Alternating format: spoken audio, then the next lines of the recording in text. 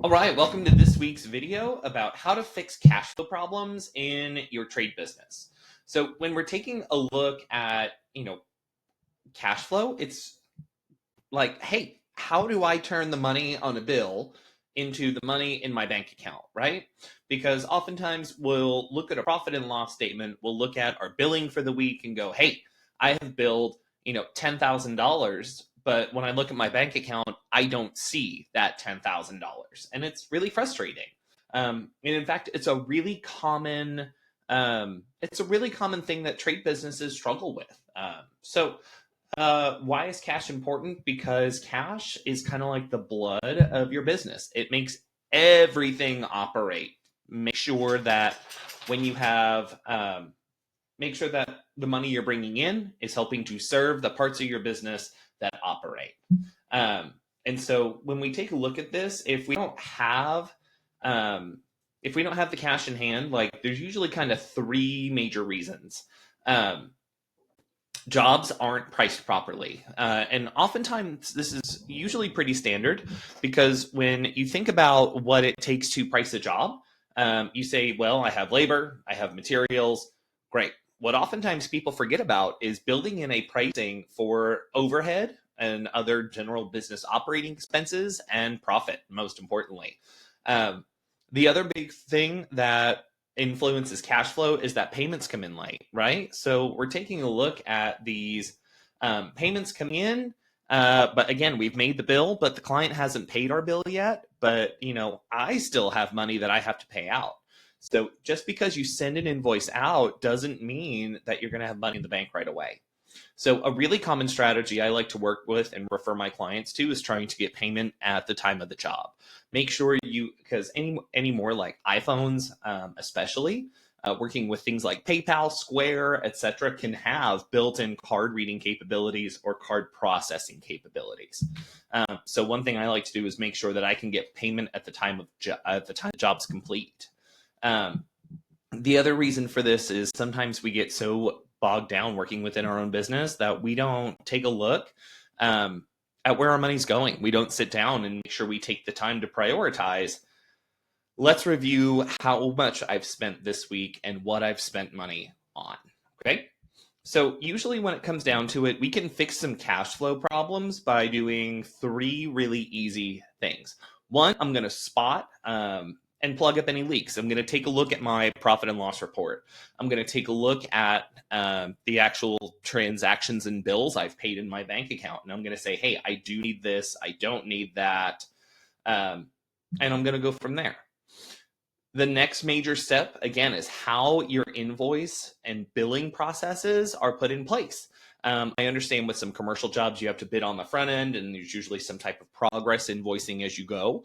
Make sure you stay on top of invoicing, because when you're working with other commercial vendors or commercial clients, they usually have some type of payment terms built into their own payment contracts. The other thing is if you're working on the residential side, make sure that you're billing and invoicing on the spot. There's a lot of great products out there that can help you do this. Profit Rhino is a great thing for flat rate pricing for residential jobs. There's also some great software that can help you collect money on the front end and QuickBooks Payments. You can use Service Titan. You can use, hang on, what's the other one? It's Service Pro, something along those lines. I can't remember the third one.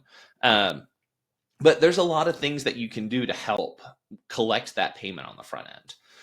And then lastly, one thing I always recommend is building a very small cash reserve.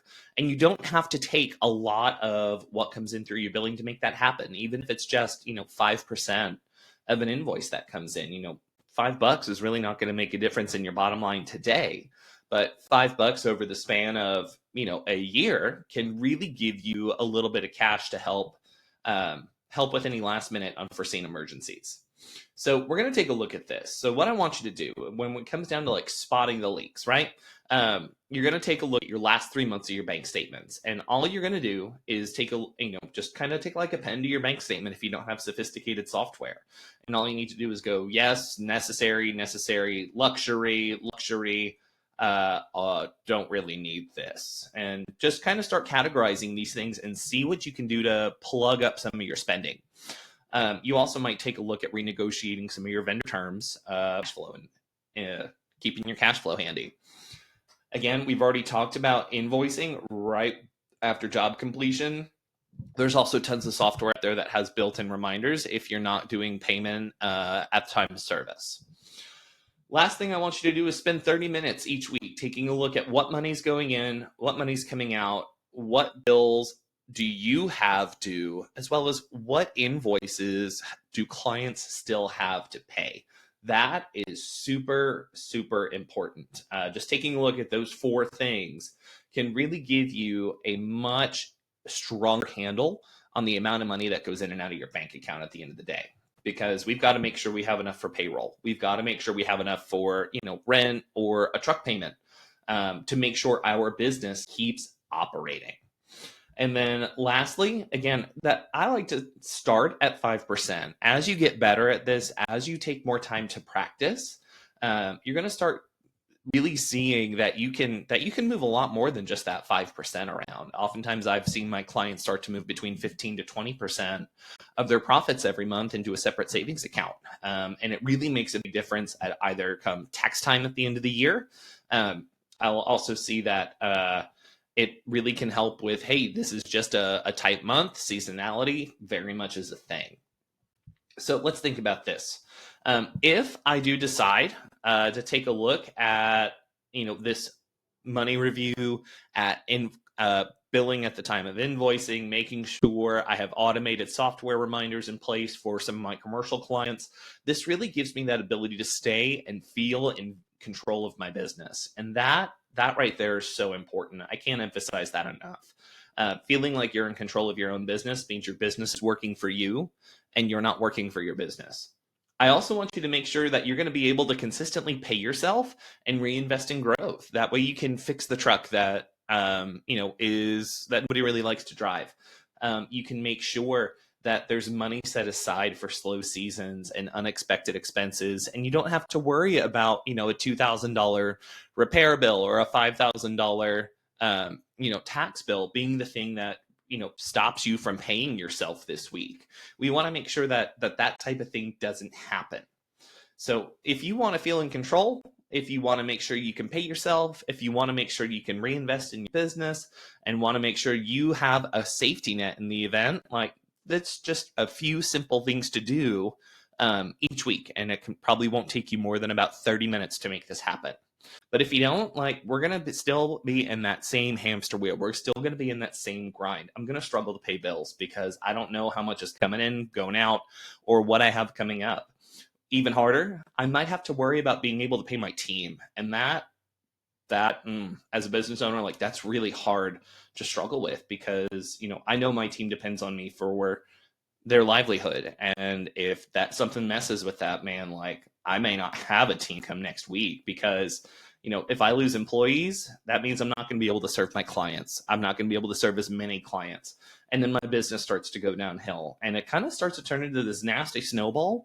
And I feel like I'm constantly stuck in that financial stress mode. And honestly, that ain't my jam. So what I've done is I've downloaded a quick profitability checklist for you. It's going to be down in the comments, super easy for you to get. And if you have any questions, feel free to drop them as a comment. Make sure you subscribe to the channel because we're going to make things happen. All right, so let's get our cash flow going, team. I'm really excited about this. Again, my name's Dan with Black Belt Ledgers, Chief Financial Ninja, and I can't wait to help you make your business work for you.